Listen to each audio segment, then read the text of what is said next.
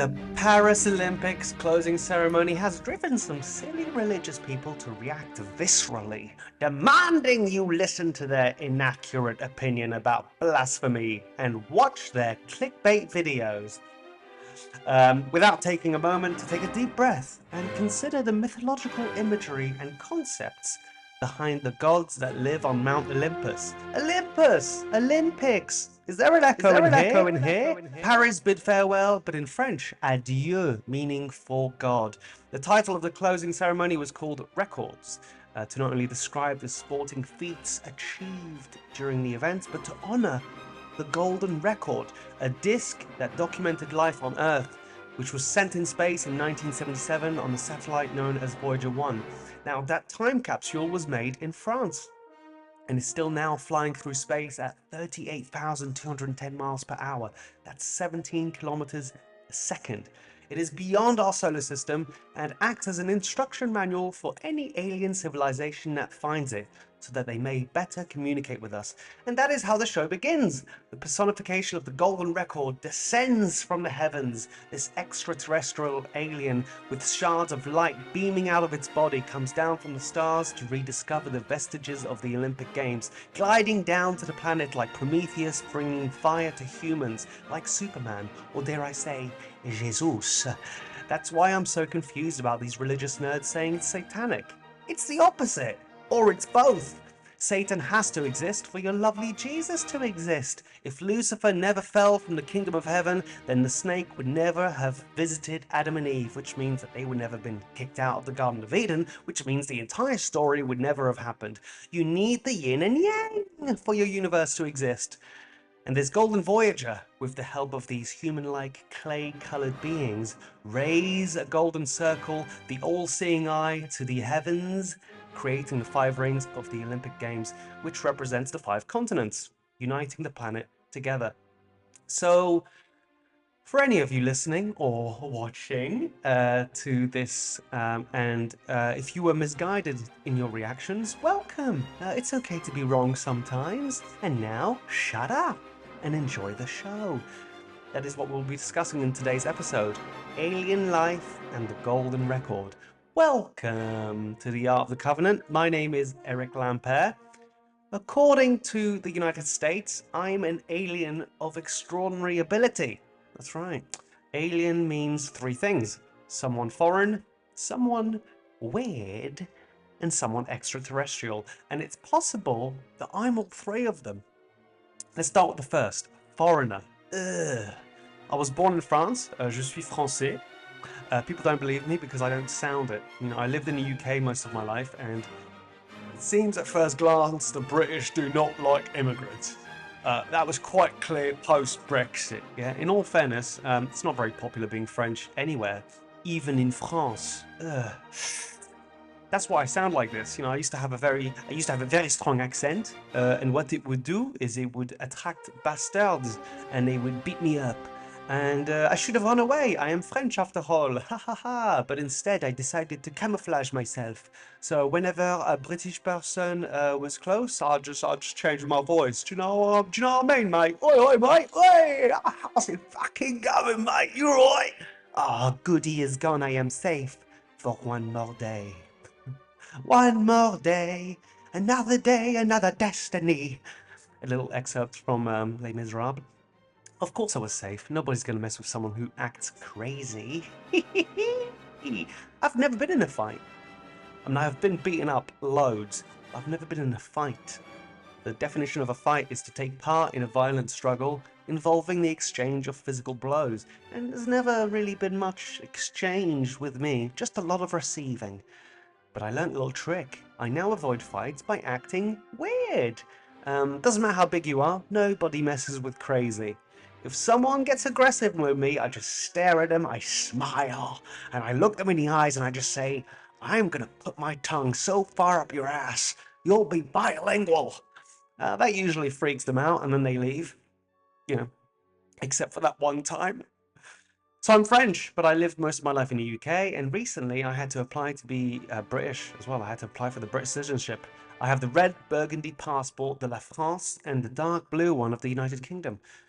The British passport is a confirmation that life, reality, is strange and alien. The government acknowledges the supernatural by having official documents stamped with a crown held by a lion and a unicorn. That's a passport for Narnia.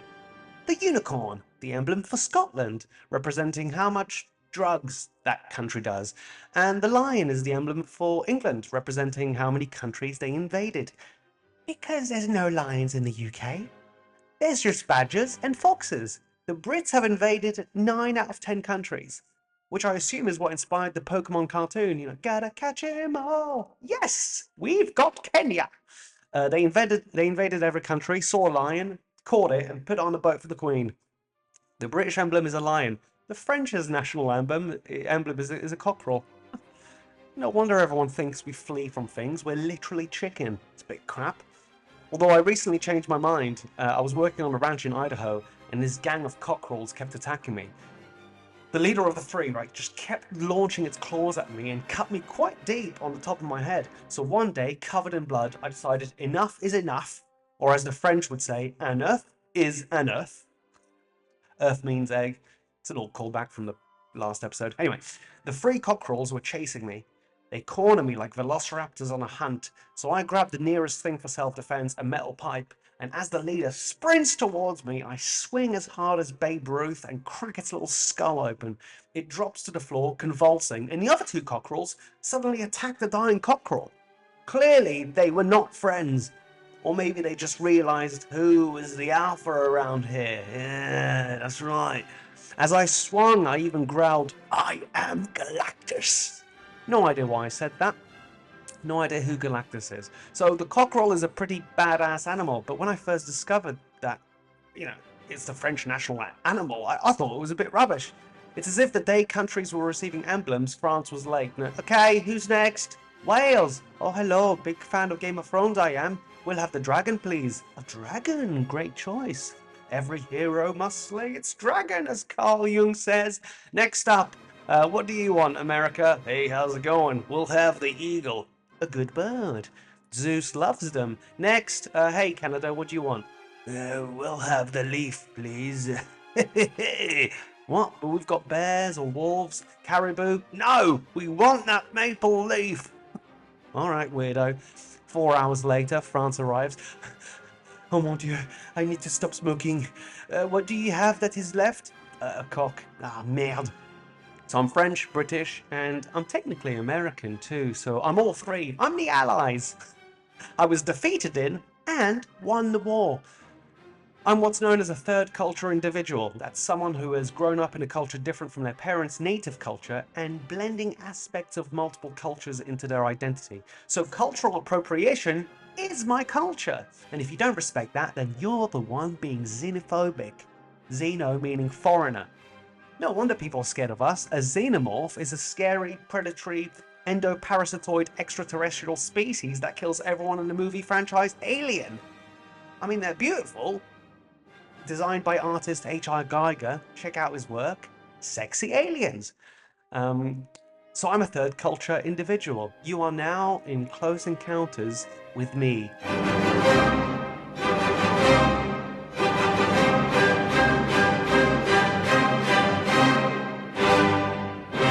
Thank you so much for listening to the podcast. I hope you're enjoying it. If you do enjoy it, like and subscribe, baby. And while you're here, why not check out my comedy album that was recorded in Madison, Wisconsin, a comedy club called Comedy on State.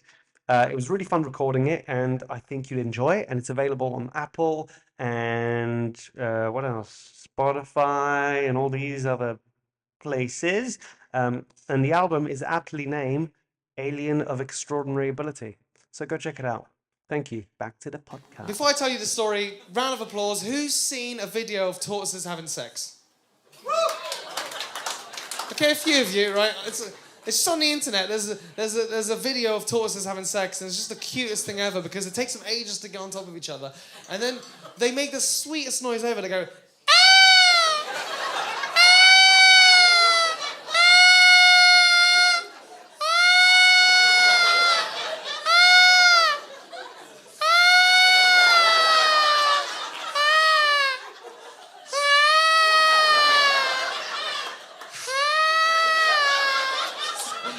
I like to see how long I can do it before everyone just starts freaking out.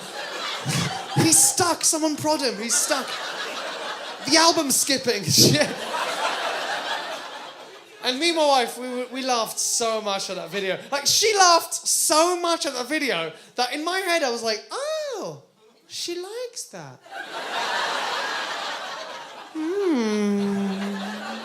I'm gonna do it to her. And I waited for the perfect moment in a relationship during sex. Not when I came, not when she came. But that sweet moment in a relationship when you both come at the same time. It doesn't happen to everyone. Everyone's got different bodies, okay? But for me and my wife, when it happens, it's when we're holding on to each other. And we're looking deep into each other's eyes. And it feels like what love is supposed to be. We're not fucking right now. We're making love. It's a really beautiful and tender moment between two people. And I ruined it by going,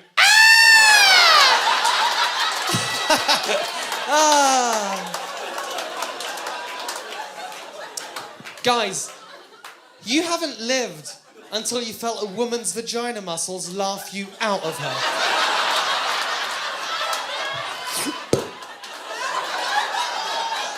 And that's pretty impressive, laughing out 15 inches, am I right? High fives all round. That's maybe my favourite joke, and I'll tell you why. Firstly, I think it's one of my favourite jokes. But also, like, I've been doing it for about a year and a half around the world, and I get people on Facebook messaging me going, hey, I did this to my girlfriend, and it's fucking sweet. And I'm like, yes, I'm changing the world one joke at a time. One day I get a message from this guy saying, hey, I did this towel thing to this girl, and she didn't find it funny at all. And I went, okay, and I started talking to him a bit more. Not only did this girl not see my bit of stand-up, but it was a one-night stand.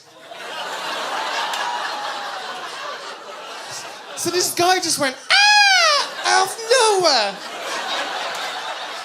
What a freak! I love my fans. Thank you so much. Here are the countries which have subscribed to Art of the Covenant. In order of most listeners, United States is in first position, United Kingdom in second place, France in third. And then it's Canada, New Zealand, Italy, Spain, Germany, and Russia.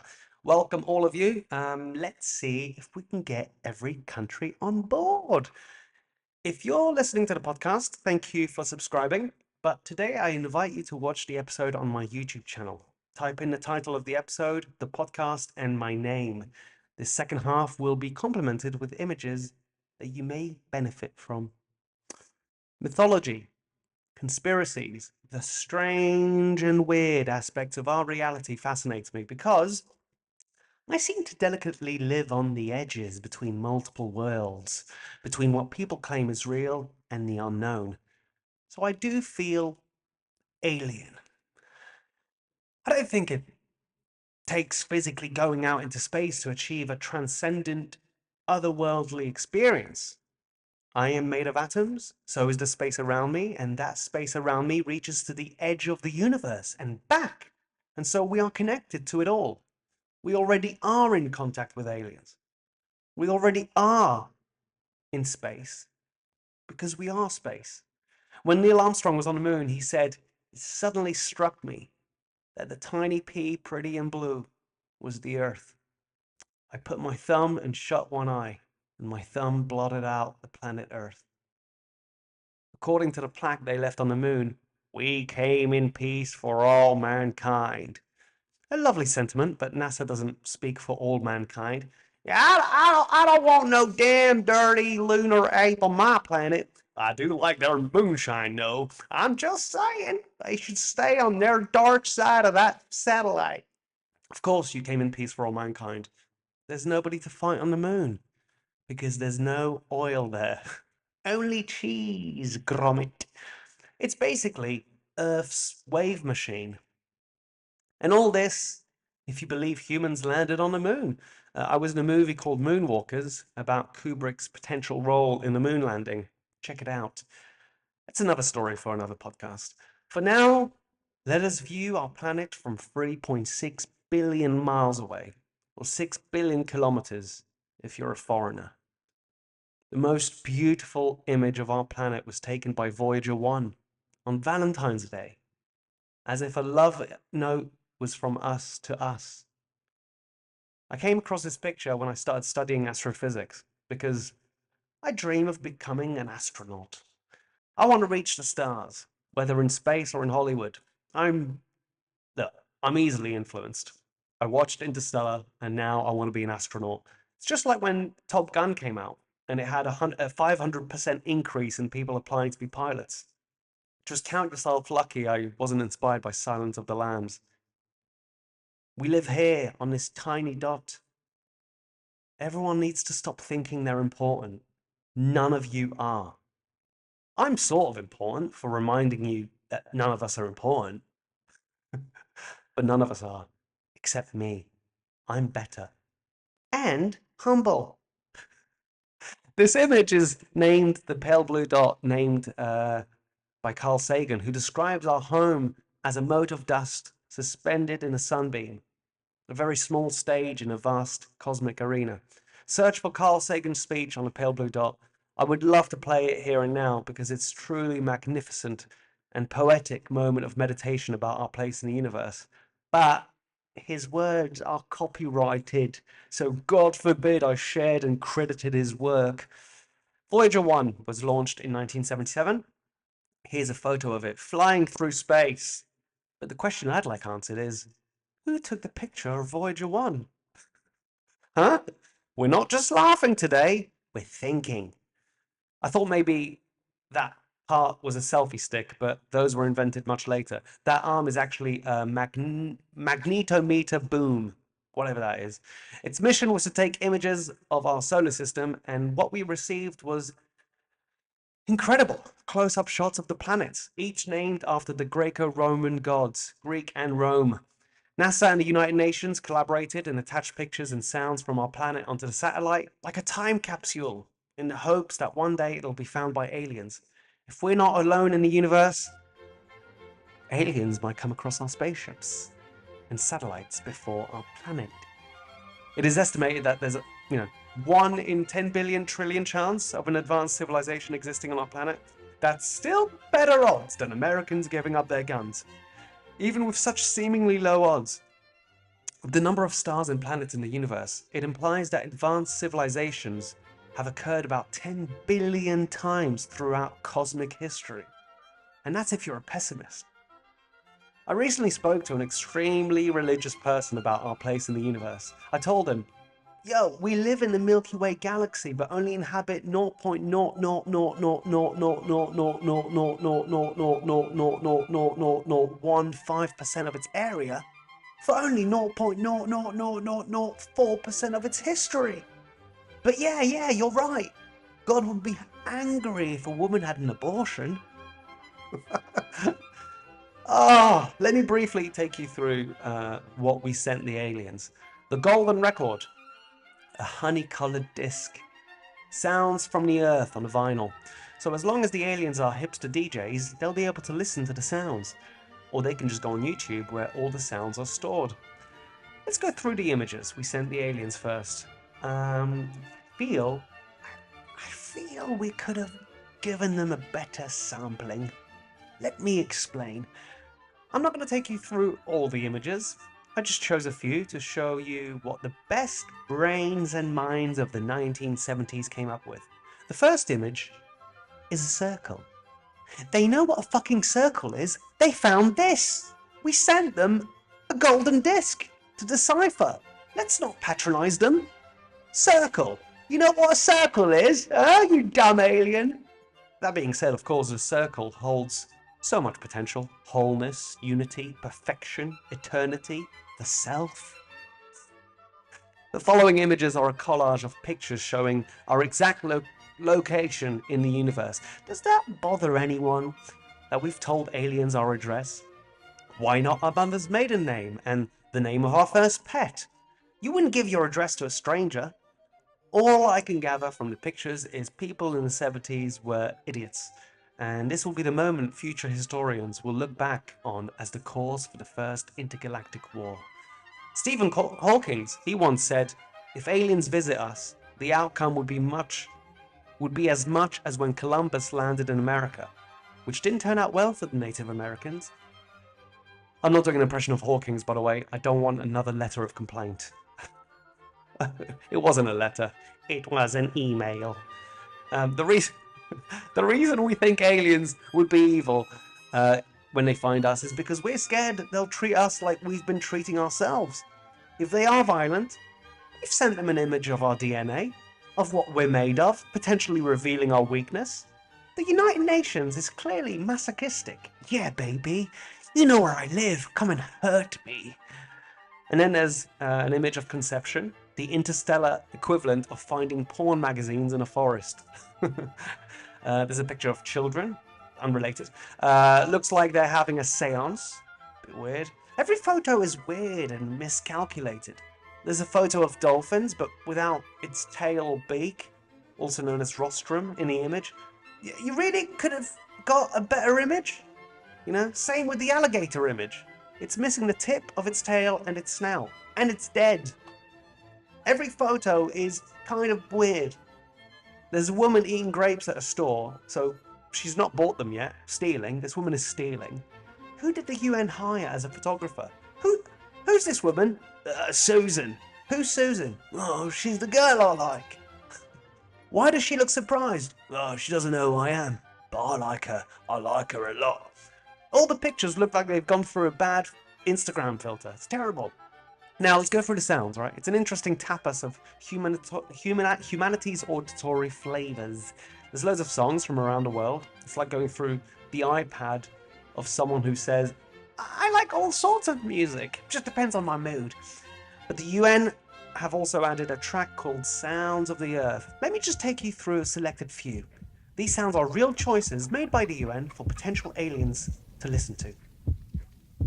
Okay, there's a heartbeat. Oh, is someone scared? Ah, no, they're looking for keys. Okay, he found them.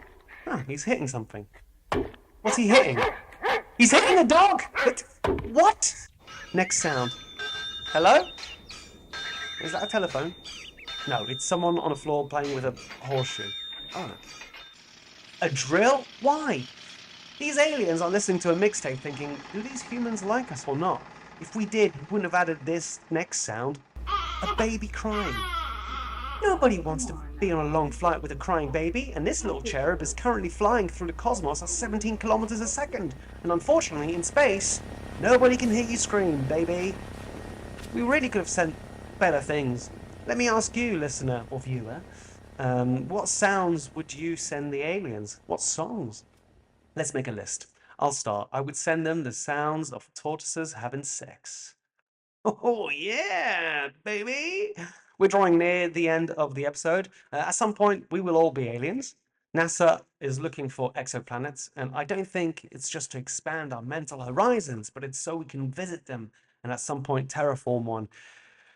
And we won't be separate humans, black, white, red, blue, green, yellow. We won't be separated by countries, but we will be representing one planet. We'll be flying one flag, the Earth flag. 7 rings to form a flower, a symbol of the life on Earth. The rings are linked to each other, which represents how everything on our planet, directly or indirectly, is linked. The blue fields represents water, which is essential for life, and the oceans cover most of our planet's surface. We'll fly the Earth flag and leave this planet. But not everyone's invited. You know, the new colony has to represent the best of humanity. The reason we're destroying this planet is because there's too many idiots. So when we find a planet to live on, I made a list of people that aren't invited. People who laugh like this, hate them. Estate agents, people who reply all in emails. What else? People who disrespect women. Skanks, sluts, whores, obviously. Joking, of course. Whores are my favorite people. Slytherin. People who say there's a level of skill at playing bingo. There isn't. My ex-girlfriend who said that I wouldn't amount to anything. Oh yeah? Well, I'm in charge of the guest list. You bitch. Anyone not wearing appropriate shoes. People who say give 110%. Yeah, that's not possible. And finally, people who judge people. Oh. Anyone want to add anything? Just write who you think shouldn't be invited in the comment section below. Keep it comical. Yeah? None of that hate-filled rhetoric, please. Playful and imaginative, please and thank you. I sent this list to NASA to help them out with, picking the best people. They've yet to reply, so NASA's on the list. Too bad, NASA. That's the end of today's episode. By the time we started, we've traveled about 66,000 miles around the sun. That's 106,216 kilometers. And the sun, with the Earth in tow, traveled 486,000 miles around the Milky Way. 782,141 kilometers. And we did all that together. What? Thank you for joining me. Live long and prosper. I'll leave you with a track from the Golden Record. Greetings to the universe in 55 different languages. Adanish lu shulmu. 太空朋友，您好，您食饱未？有闲就来阮遮坐哦。 تحياتنا للأصدقاء في النجوم يا ليت يجمعنا الزمان. Shalom. Բոլոր անոնց, որ գտնվին եզերքի միքամազություններեն անտին, ողջույններ։ Namaskar. Bishe Shanti Hok. Mãi lạc nhã. 各位好嘛，祝各位平安、健康、快樂。 Milí přátelé, přejeme vám vše nejlepší. Hartelijke groeten aan iedereen. Bonjour tout le monde. Herzliche Grüße an alle. Oitinis poteste chairete. Eirenikos prosphilus elelithamen philoi. પૃથ્વી ઉપર વસનાર એક માનવ તરફથી બ્રહ્માંડના અન્ય અવકાશમાં વસનારાઓને હાર્દિક અભિનંદન. આ સંદેશો મળે વળતો સંદેશો મોકલાવશો. Shalom. धरती के वासियों की ओर से नमस्कार. Ashuli. Üdvözletet küldünk magyar nyelven minden békét szerető lénynek a világegyetemen. Selamat malam hadirin sekalian. Selamat berpisah dan sampai bertemu lagi di lain waktu. Tanti auguri e saluti. Konnichiwa, o genki desu ka? ನಮಸ್ತೆ, ಕನ್ನಡಿಗರ ಪರವಾಗಿ ಶುಭಾಶಯಗಳು. Kay pachamatna pitapas maitapas rimapayas runasimit. 안녕하세요. Salvete quicumque estis. Bonam erga vos voluntatem habemus et pacem per astra ferimus. Muslayo muchabantu bensieno, mukama bawe mirembe bulijo. 各位都好吧，我们都很想念你们，有空请到这儿来玩。 नमस्कार. या पृथ्वीतील लोक तुम्हाला त्यांचे शुभविचार पाठवतात आणि त्यांची इच्छा आहे की तुम्ही या जन्मी धन्य हो. पृथ्वीवासीहरूबाट शान्तिमय भविष्यको शुभकामना. Siani bingalela makawe, sinifisela inkonzo ende. Mwibwanji mwantu wonse wa kumwamba. ସୂର୍ଯ୍ୟ ତାରକାର ତୃତୀୟ ଗ୍ରହ ପୃଥିବୀରୁ ବିଶ୍ୱ ବ୍ରହ୍ମାଣ୍ଡର ଅଧିବାସୀମାନଙ୍କୁ ଅଭିନନ୍ଦନ. درود بر ساکنین ماورای آسمان ها. بنی آدم از بای یک پیکرند که در آفرینش ز یک گوهرند. چو عضوی به درد آورد روزگار، دگر عضوها را نماند قرار. Witajcie, istoty z zaświatów. Hello from the children of planet Earth. Paz e felicidade a todos. Odigiano. सब लोगों ने मारो राम राम पहुँचे. हमें अठे राजी खुशी हाँ, तुम उठे राजी खुशी रह जाओ. Salutări la toată lumea. Здравствуйте, приветствую вас. Želimo vam sve najlepše sa naše planete. Aiboan. Ria Dumelisa Marena. Hola y saludos a todos. Silema Gemen. Hälsningar från en dataprogrammerare i den lilla universitetsstaden Esaka på planeten jorden. నమస్తే, తెలుగు మాట్లాడే జనముల నుంచి మా శుభాకాంక్షలు. สวัสดีค่ะสหายนายธรณีพ้นพวกเราในธรณีนี้ขอส่งมิตรจิตมาถึงท่านทุกคน Sayın Türkçe bilen arkadaşlarımız, sabah şeriflerinize hayırlı olsun. Пересилаємо привіт із нашого світу. Бажаємо щастя, здоров'я і многое літа. अस्सलाम वालेकुम. हम ज़मीन के रहने वालों की तरफ से आपको खुश आमदीद कहते हैं। Chân thành gửi tới các bạn lời chào thân hữu. Iechyd da I chwi yn awr ac yn oesoedd. As the Secretary General of the United Nations, an organization of 147 member states who represent almost all of the human inhabitants of the planet Earth, I send greetings on behalf of the people of our planet. We step out of our solar system into the universe seeking only peace and friendship, to teach if we are called upon, to be taught if we are fortunate. We know full well that our planet and all its inhabitants are but a small part of this immense universe that surrounds us, and it is with humility and hope that we take this step.